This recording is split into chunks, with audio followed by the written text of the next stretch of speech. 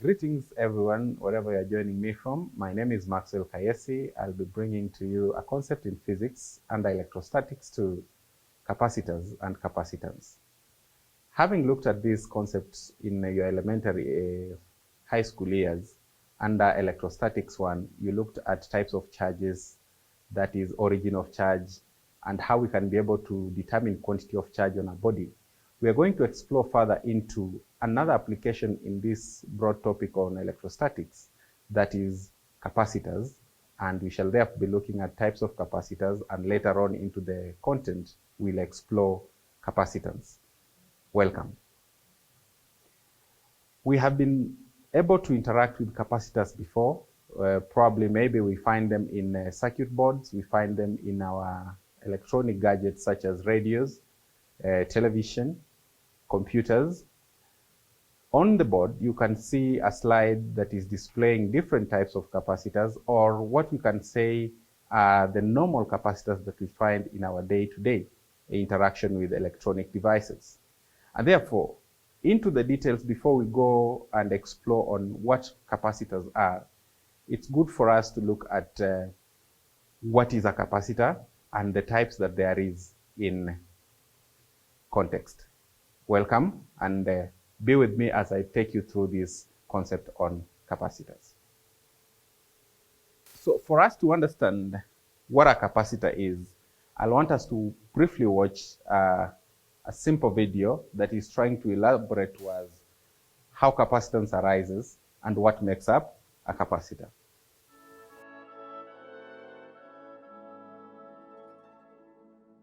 In a metal conductor, the positively charged particles are fixed in place, whereas the negatively charged particles, called electrons, are free to move around. A metal typically has an equal amount of positively and negatively charged particles, making the metal as a whole electrically neutral.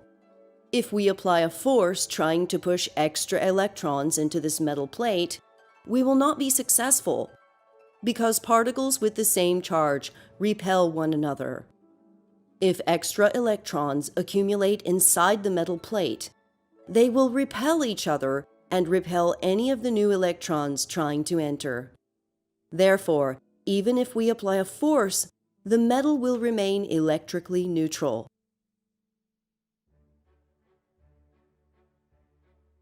Now let us consider a new scenario where there is another metal plate close to the one shown. As electrons accumulate in the first metal plate, they will repel the electrons in the second metal plate. The positively charged particles left behind in the second plate will exert an attractive force on the negatively charged particles in the first metal plate. This makes it possible for the first plate to have more negative particles than positive particles. As we add electrons to the first metal plate, an equal number of electrons leave the second metal plate. After a certain number of extra electrons accumulate on the first plate, they will repel any new electrons trying to enter. The first metal plate has developed a net negative charge, and the second metal plate has developed an equal and opposite net positive charge. We can cause this equal and opposite charge on each plate to be larger by applying a larger external force.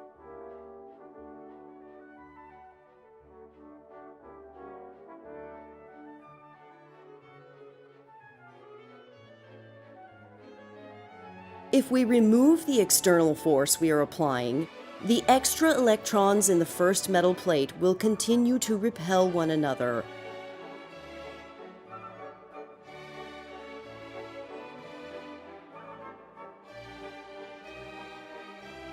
We have now returned to our original condition where the net charge on each plate is 0.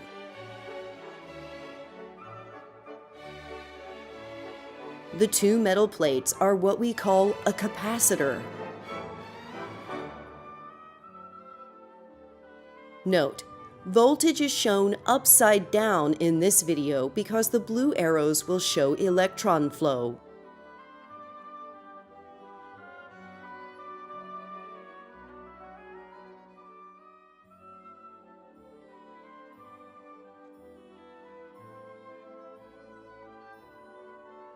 By briefly connecting the capacitor to a battery as shown, the two plates have developed equal and opposite charges.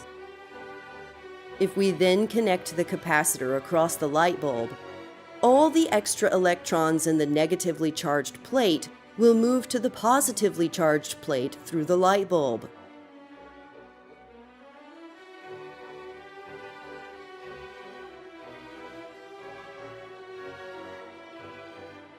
If we use multiple batteries in series, then we can force the two plates of the capacitor to develop larger amounts of charge.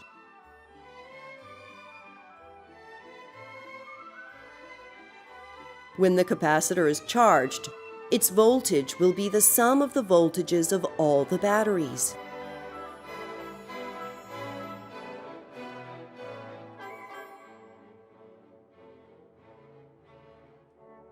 Charging the capacitor to a higher voltage will cause the light bulb to stay on longer when the capacitor discharges.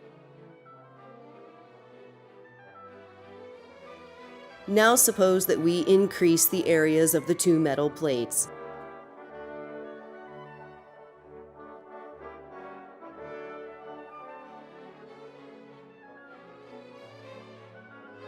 This increased area allows us to push more extra electrons into the first metal plate and remove more electrons from the second metal plate without applying a larger external force.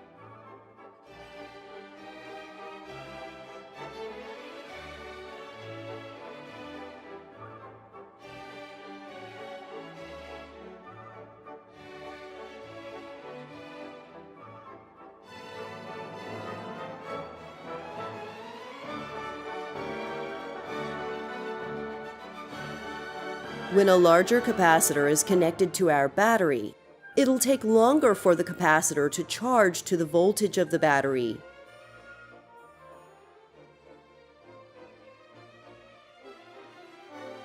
Although the final voltage is still equal to the voltage of the battery, for a larger capacitor, this voltage represents a larger amount of charge on the two metal plates.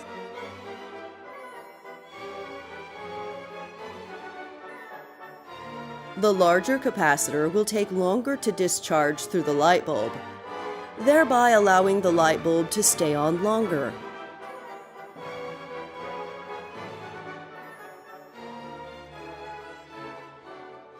Suppose that we add a special material in between the two plates. This material does not allow any particles to flow through it, but it contains molecules that change their orientation based on the charges of the two plates.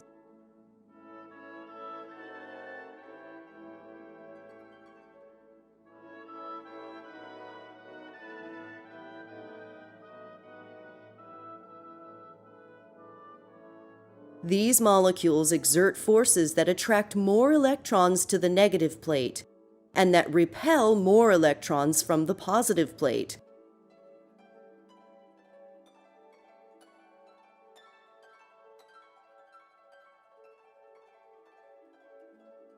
The presence of this material has the exact same effect as does increasing the areas of the two metal plates.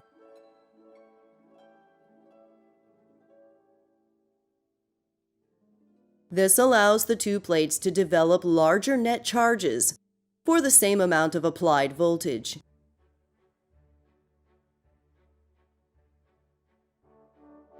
We say that we've increased the capacitance of the capacitor.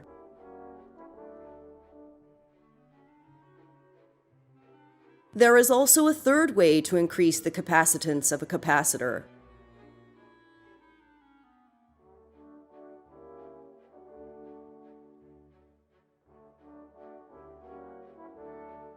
This is by moving the two metal plates closer together.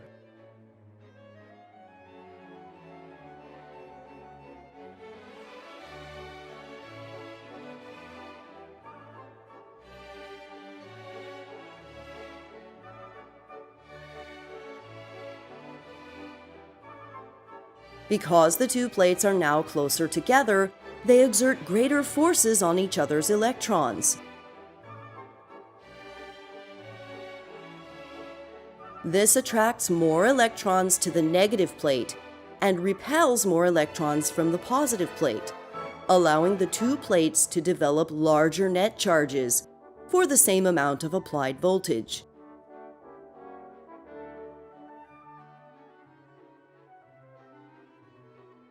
This has the same effect as inserting the special material and as increasing the areas of the metal plates.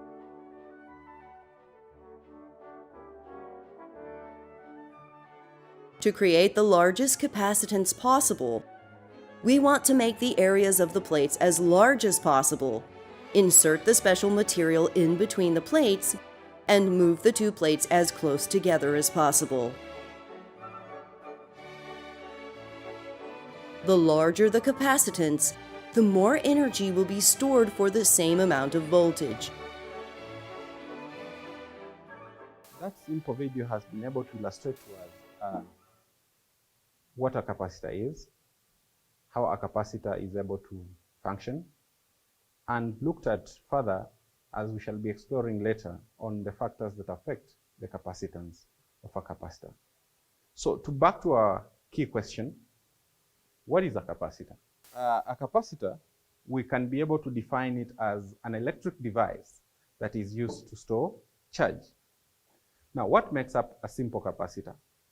A simple capacitor is mainly made up of two metal plates that are separated by an insulating material.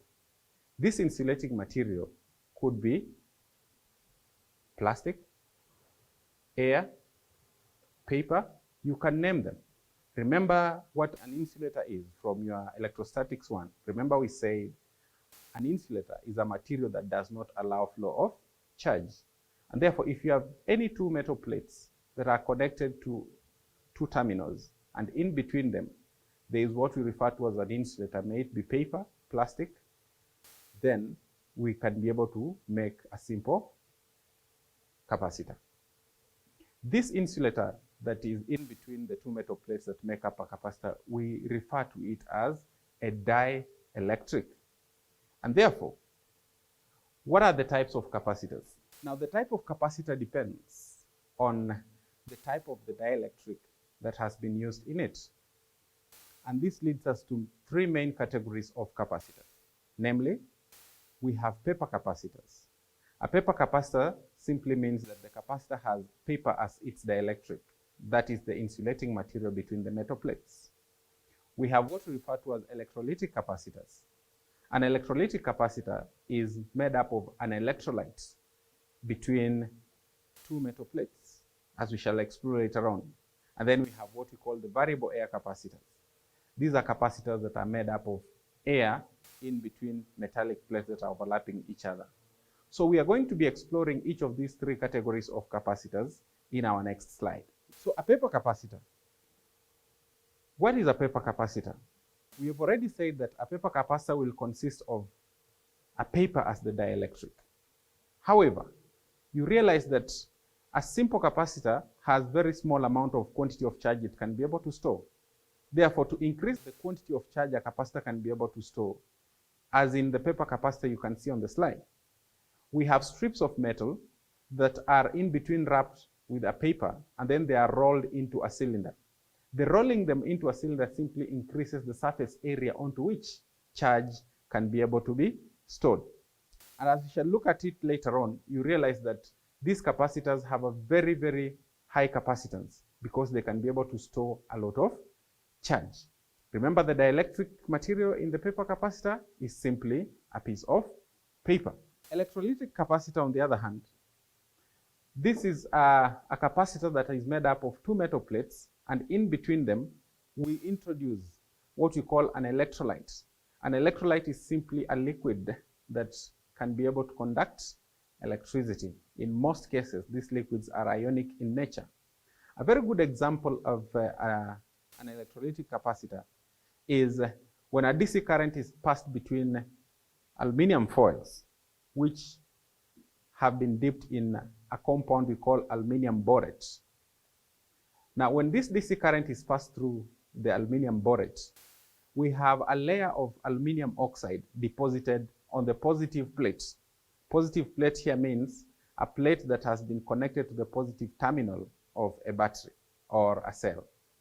So this aluminum oxide that is deposited on the anode is what acts as our dielectric.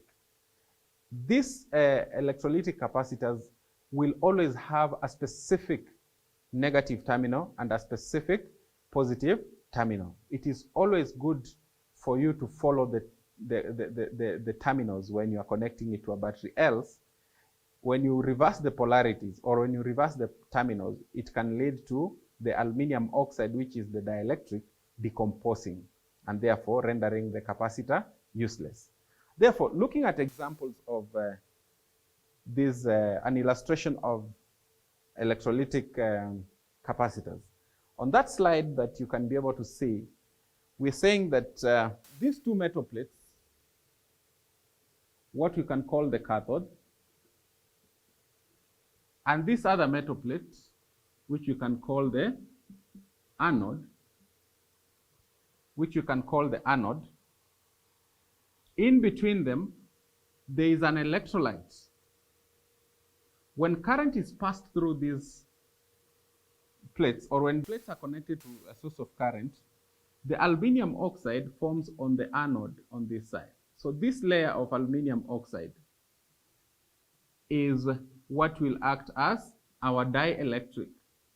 And therefore, you should always connect the positive terminal that is the anode, which has a layer of aluminum oxide on it, on the positive terminal of a cell, and the negative terminal on the other cell. Else, if you reverse these poles, or if you reverse these terminals, the aluminum oxide dielectric is going to undergo decomposition. Symbols for this kind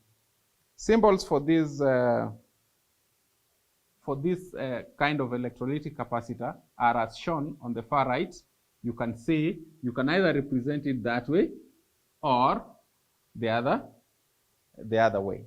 So if you find this in a circuit diagram, be able to know that or identify this as an electrolytic capacitor. So there we have an electrolytic capacitor that has been shown in real design.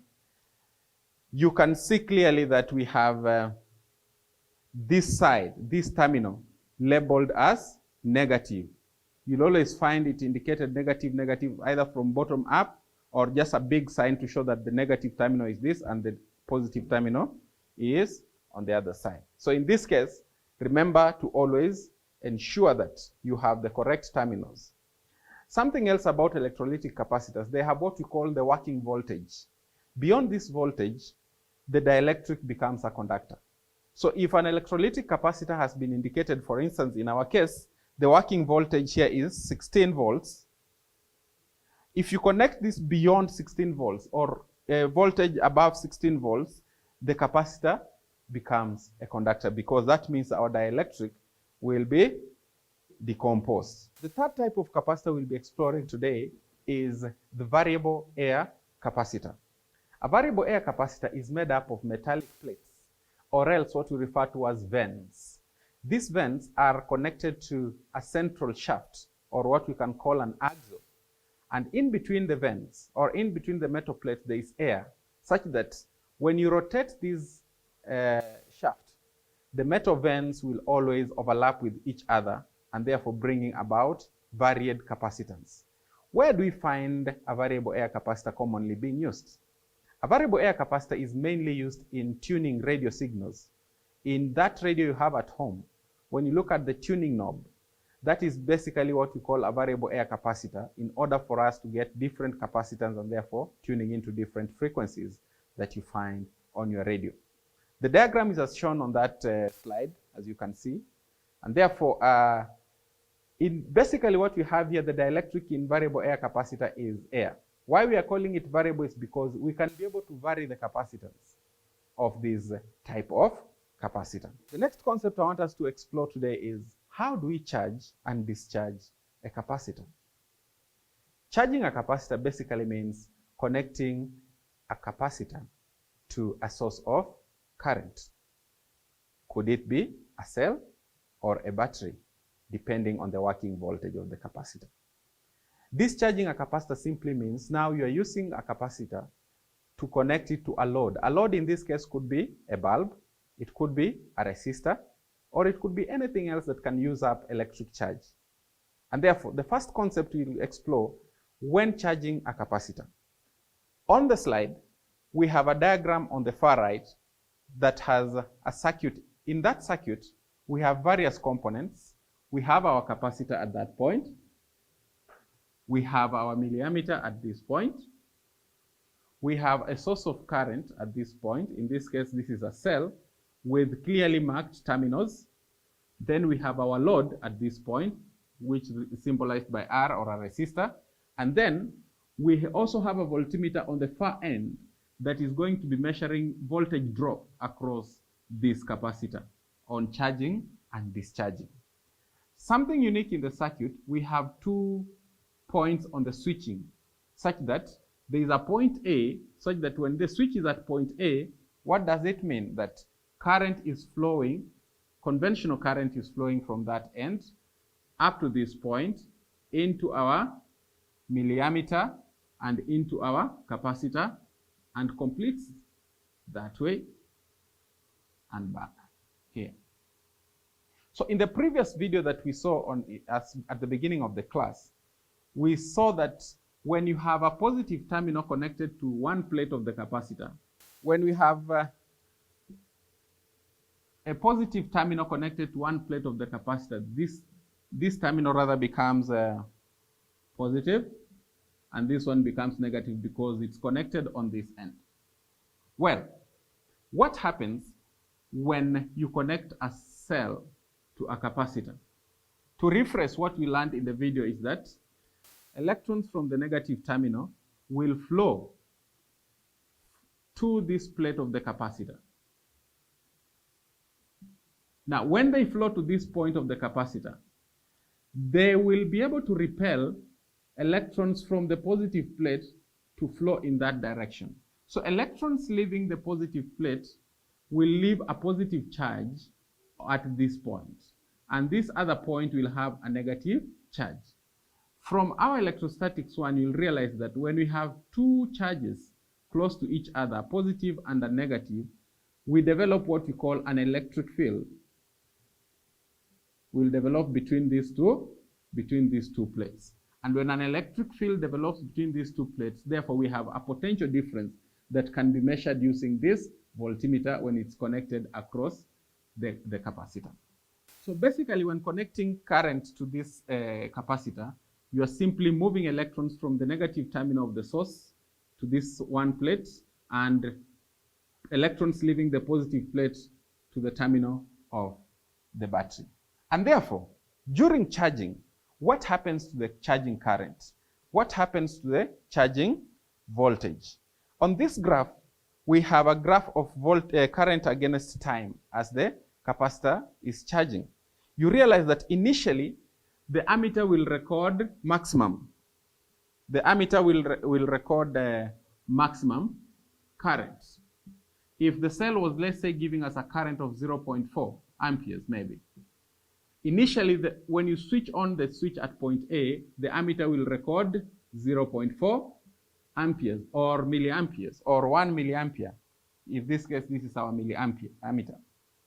But as the capacitor charges, you'll realize that this current decreases until it reaches a point where it remains constant until it reaches a point where it comes to 0, where the capacitor is now fully charged. Why does the current decrease with time as the capacitor is charging? Remember that we have said that electrons are able to flow on this side of the capacitor, in the sense that the electrons that come in at this point will be building on these plates. If I just elongate that, so we'll have electrons accumulating at this point. But what happens as those electrons accumulate at this point? They start repelling any incoming electrons. Remember, like charges repel and like charges attract. So if we have more electrons building up onto this plate, they repel the incoming electrons and therefore reducing the flow of charge towards this end. On the other side, if we have positive charges accumulating at this point, as the electrons leave the positive plate, we have a positive charge building on this end. And therefore, this positive charge will prevent any further electrons from leaving the plate, because remember we said unlike charges attract. So any electron that tries to escape from the plate is pulled back. And therefore, this will hinder the flow of charge, leading to a slow in the current that is flowing. And therefore, that's why we have this curve with a negative gradient, showing that current starts at maximum, but with time it decreases as the charge that has been caused to arise onto this plate stops any further changes in the electrons on the negative plate and leaving of electrons on the positive plate. And that's why we have the charging current when charging a capacitor decreasing all the way to 0 when the capacitor is fully charged. What happens to the charging voltage? That's just a further explanation to what I've elaborated. So to charging voltage and the charge that accumulates on the capacitor. When charging a capacitor, we are basically increasing the quantity of charge on the capacitor. Therefore, as the current decreases, the charging current decreases, we can be able to see the quantity of charge on the capacitor increases until that point, time t, where we have fully charged, a fully charged capacitor. So the quantity of charge will be increasing exponentially at this until we have a fully charged capacitor where we have maximum quantity of charge that it can be able to accommodate. The voltage drop across the capacitor, if I may take you back to our previous slide, this voltmeter is able to measure the voltage drop across this capacitor like that. And therefore, what happens as you charge the capacitor? As you charge the capacitor, the voltage builds from initially 0. There was no any potential difference across the plates of the capacitor, be it negative and positive. So as you charge accumulates on these plates, the voltage drop or the potential difference across the plates of the capacitor starts to build up. And that's why we have this graph showing an increasing voltage as the capacitor is being charged. Now, when it comes to discharging a capacitor, what do we mean by discharging a capacitor? Capacitor discharge is simply connecting a capacitor to a load. A load in this case could even be a bulb, or it could be an LED. And therefore, when your capacitor is fully charged, what happens when you connect it to a load? That process of losing charge, we call it discharging. And therefore, what happens to the discharging current? What happens to the discharging voltage? And what happens maybe to the quantity of charge as the capacitor discharges? To discharge our capacitor, you will shift this switch to point B. You will shift this switch to point B. What does that mean?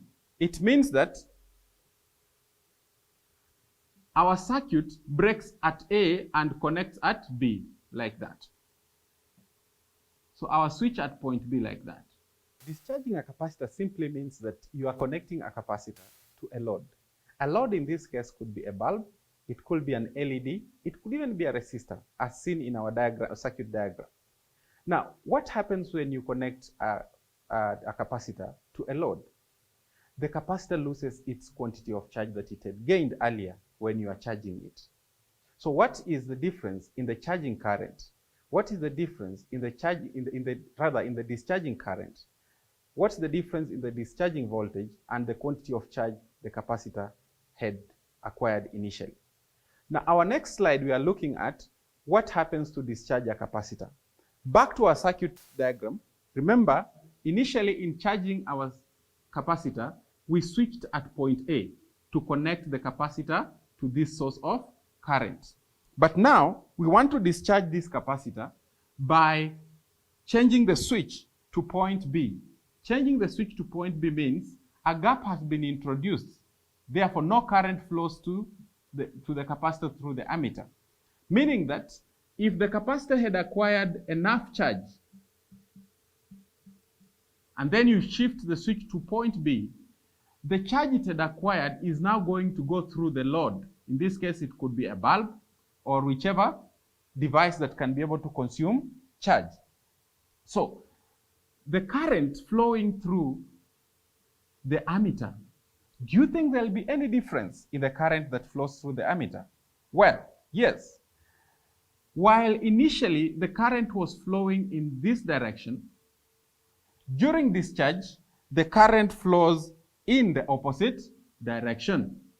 That means that electrons will now be flowing in this direction, and conventional current will be flowing now from the positive terminal of the capacitor, which now acts as the source of current. Remember, a charged capacitor plays the same role as a cell because it had stored charge. Therefore, there is reverse of current flowing, and therefore, if there is going to be any difference in your ammeter, you realize that in the charging, if the ammeter was deflecting to the right, in the discharge, the ammeter will deflect to the left. Hence, the discharging current will continue to decrease. Initially, at that point you switch to point B, the charging current will be high.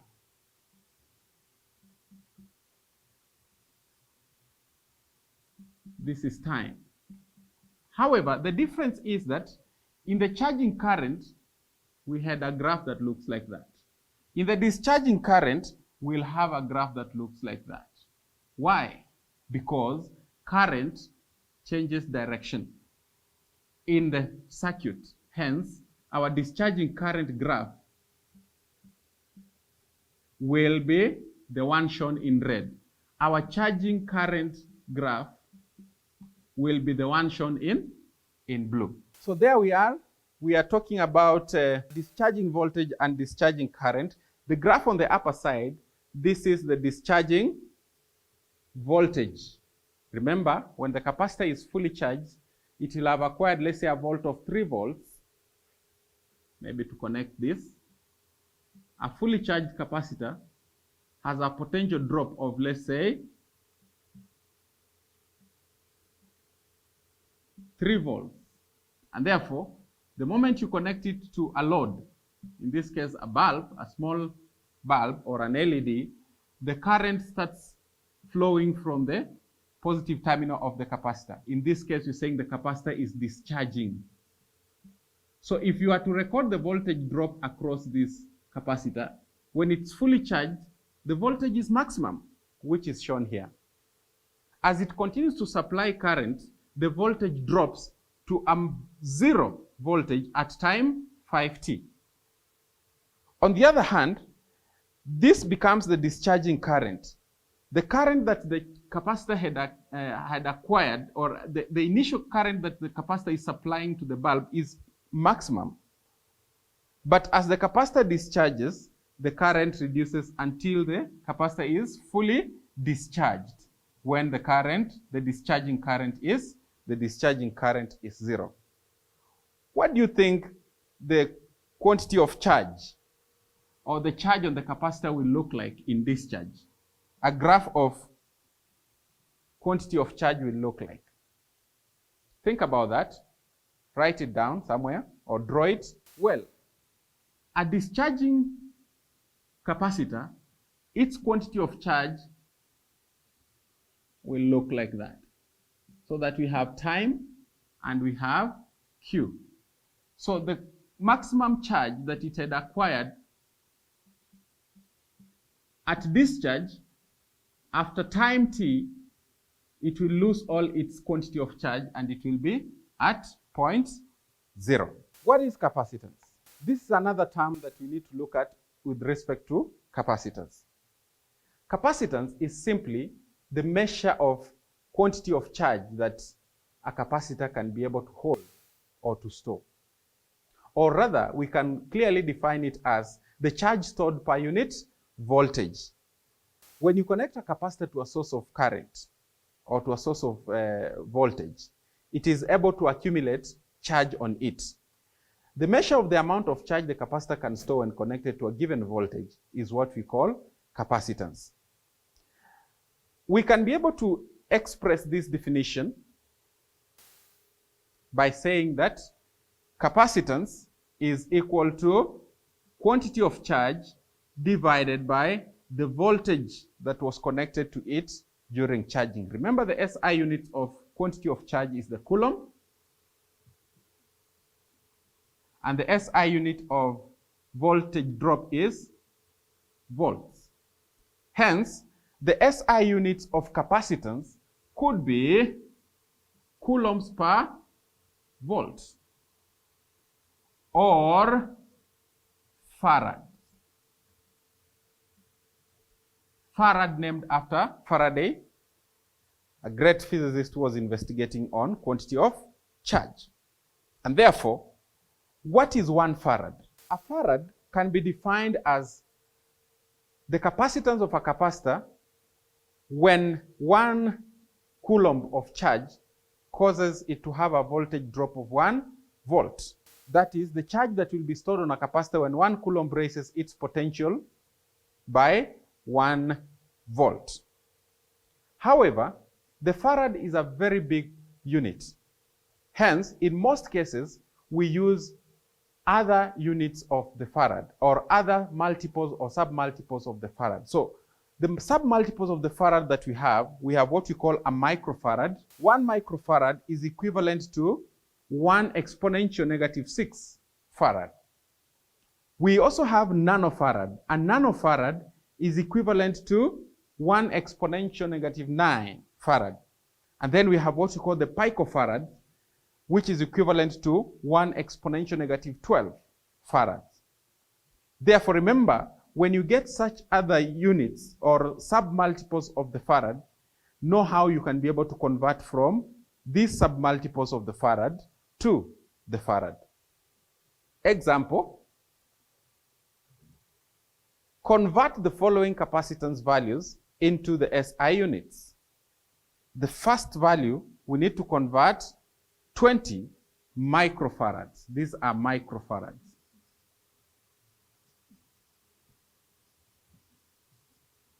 Remember, in our previous slide, we said 1 microfarad is equivalent to 1 exponential negative 6 farads. Therefore, 20 microfarads will be equivalent to how many farads? You cross multiply there for you to end up with 20 multiplied by 1 exponential negative 6.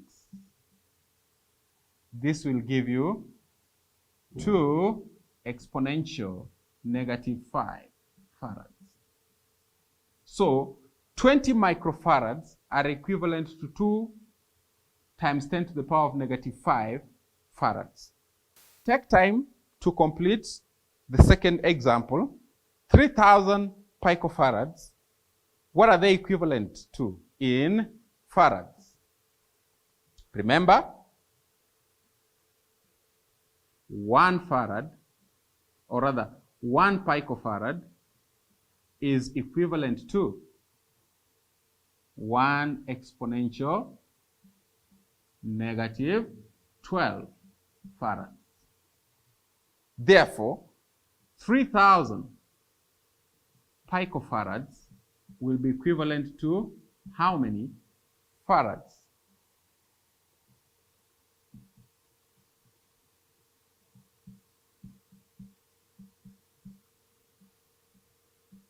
This should give you 3 exponential negative 9 farads.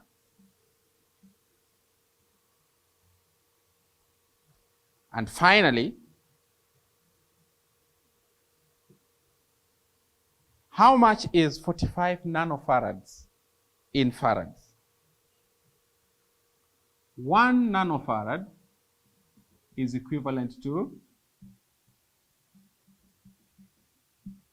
1 exponential negative 9 farads, and therefore 45 nanofarads are equivalent to 4.5 times 10 to the power of negative 8 farad. Hope you are able to get that as your values.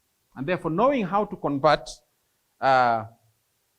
sub-multiples of the farad into the farad and vice versa is a key concept that you need to understand. That is the simplified working out of what you've just been looking at for the first diagram, for the first example, the second, and the third. You can use that to confirm.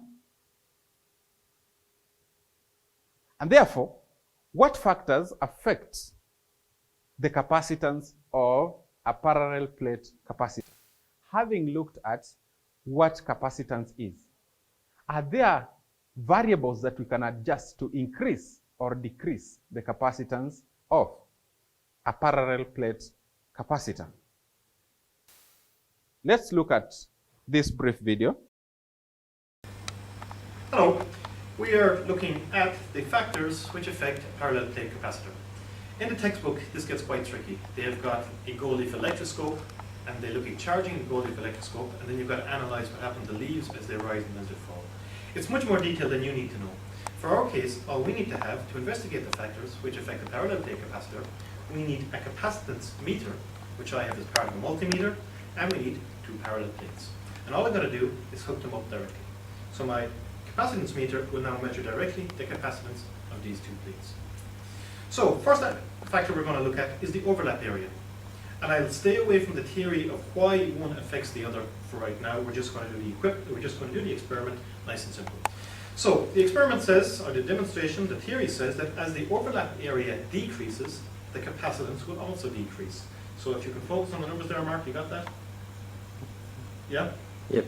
So as I decrease my overlap area, you can see my capacitance is going down from whatever it was, 0.57 or 0.057 at the beginning to 0.023 now.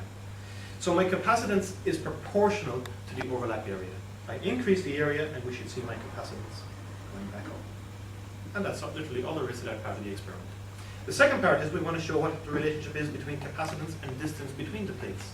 So if I increase the distance, what will happen to my capacitance? Again, it's 0.069 or thereabouts right now. Theory says they're inversely proportional, so as distance gets bigger, I should find my capacitance getting smaller. So here's my distance between them getting bigger, and once again, you can see the capacitance getting smaller. And we go back the other way. Couldn't be any simpler.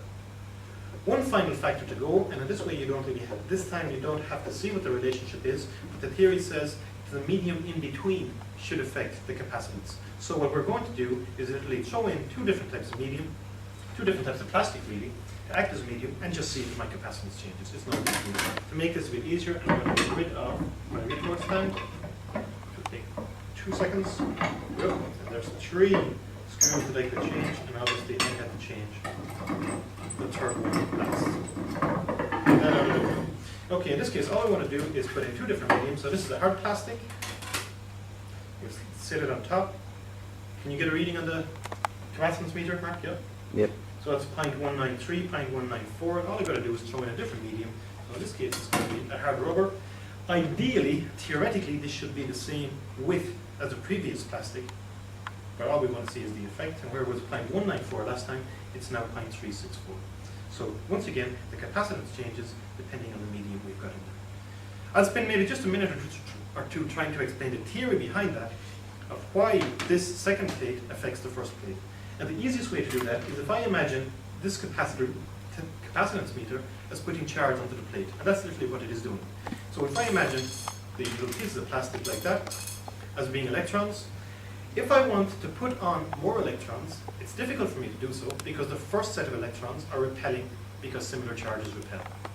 This second plate is positively charged. And by putting a positively charged plate onto that, it's as if it's distracting the electric field from the first set of electrons, so they're now being attracted to the positive plate here, and therefore they're less likely to repel me putting more charges on. Therefore I can put more charges on more easily, therefore it can store more charge, and therefore it's got a higher capacitance. So the greater the top plate distracts the bottom plate, and it's going to do that either by being close to it or having a greater overlap area, the greater will be the amount of charge I can put onto it, therefore the greater will be its capacitance.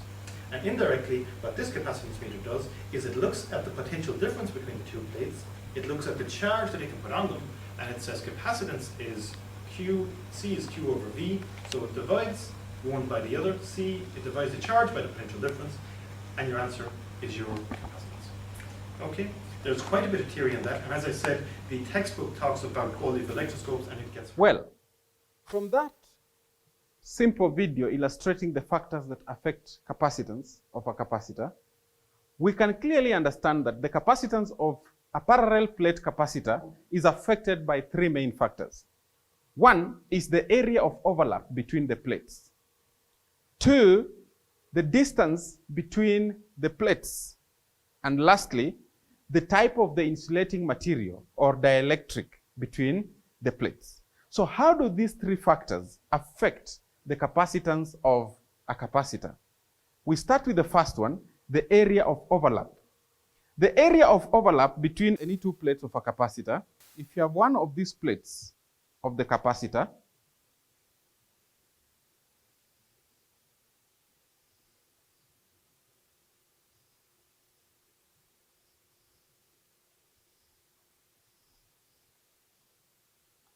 the area bound in this, between these two plates, let's say this is positive plate and the other one is negative plate. This area that is bound here is what we are calling the area of overlap between the two plates. And therefore, if this area increases, let's say you move these two capacitors to overlap in that manner, you'll realize that there is a wider area of overlap between these two capacitors. Therefore, if you have, let's say, a gadget that can be able to measure capacitance, this could be maybe a multimeter, then as you increase the area of overlap, the capacitance will be increasing. Secondly, how does the distance between the two plates affect the capacitance? When you increase the distance between the two plates,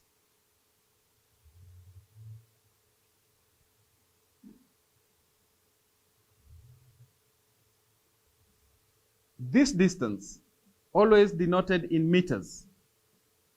As you increase the distance between the two plates of the capacitor, the capacitance decreases.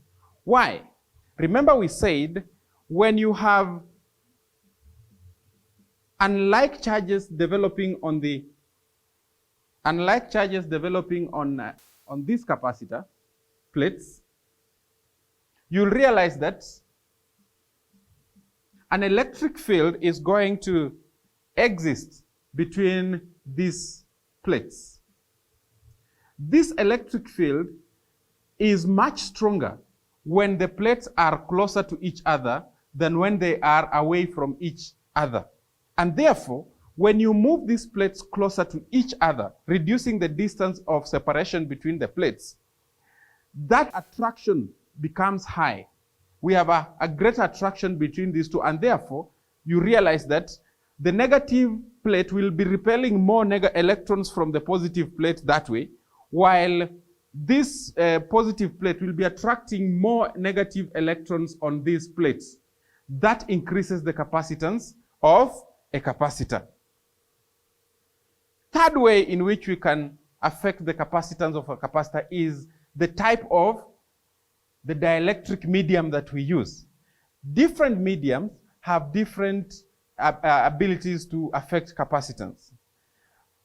Remember that a vacuum has the highest capacitance compared to maybe air. Plastic also has the greatest capacitance compared to air. So depending on the type of the medium you use as your dielectric, that will produce different capacitance on a parallel plate capacitor. How then can we relate these three factors that affect capacitance? We are simply saying that capacitance is directly proportional to the area of overlap. By that I mean it increases with the increase in the area of overlap.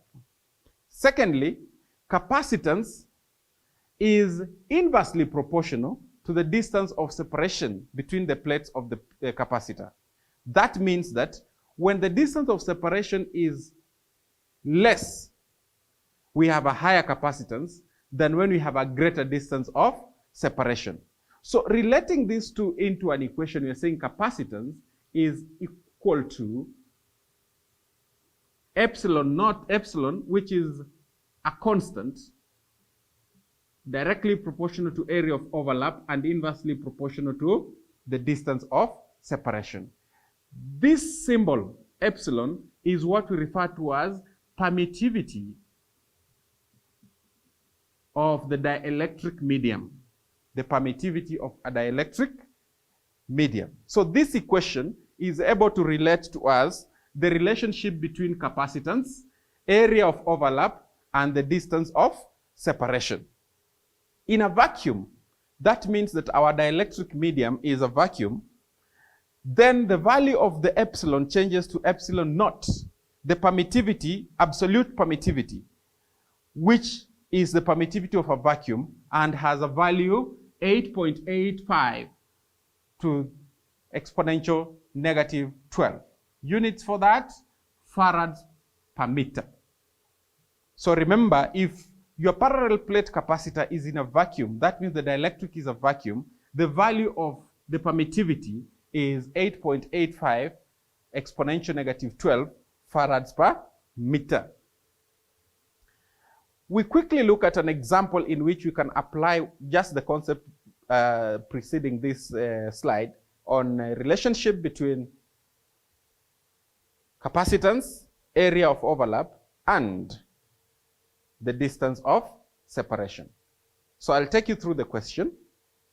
Two plates of a parallel plate capacitor are 0.6 millimeters apart.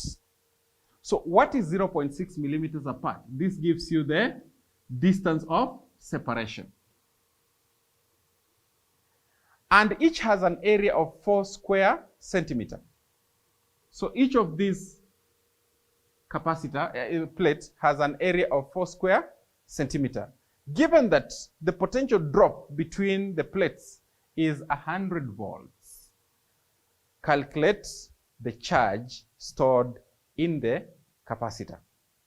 You have been given the value of permittivity of the medium to be 8.85 times 10 to the power of negative 12 farads per meter. So what are the variables that you can be able to derive from this question? We have the distance of separation, which is 0.6 times 10 to the power of negative 3 meters. We have the area of overlap, 4 times 10 to the power of negative 4 square meters. I'm converting the area that we've been given. Remember, it's in square centimeters, so you need to convert it into square meters by dividing by 10,000. Remember, 1 square meter is equivalent to 10,000 square centimeters. And in the first one, where we're looking at the distance, we have been given the distance in millimeters. Yet we know that 1 meter is equivalent to 1,000 millimeters. So you divide that by 1,000 to be able to express this into meters. And then we have the voltage drop, which is 100 volts. So the question is, calculate the capacitance or the charge stored in the capacitor. What is the relationship between these three variables? So to be able to work out this, remember, capacitance is given by permittivity area over distance of separation.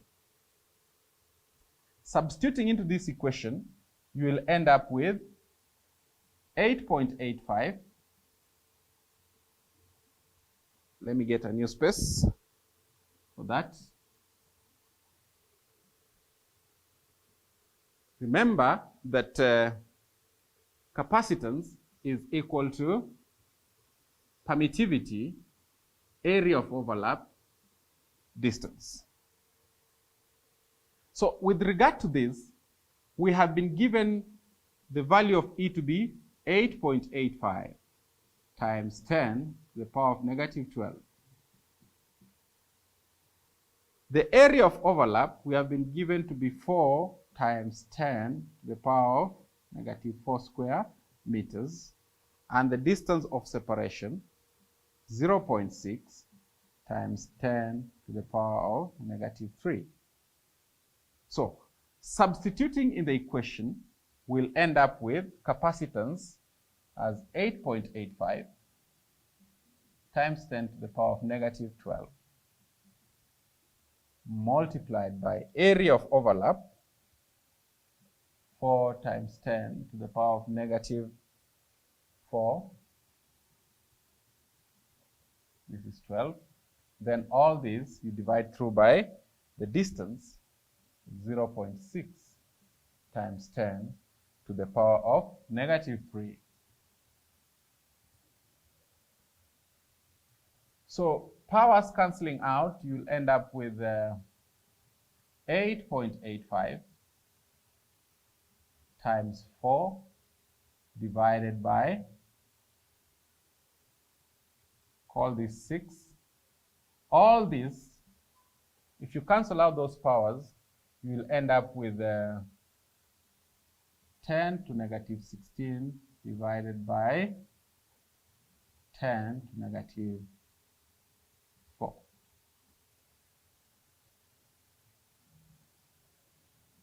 So simplifying through,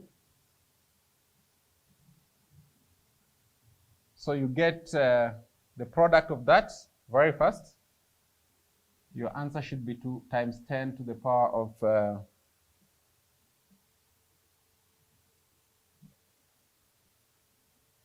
times 10 to the power of negative 12 when you cancel the powers.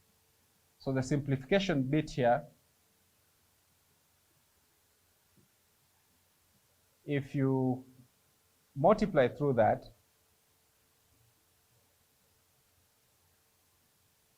so 8.85 by 2,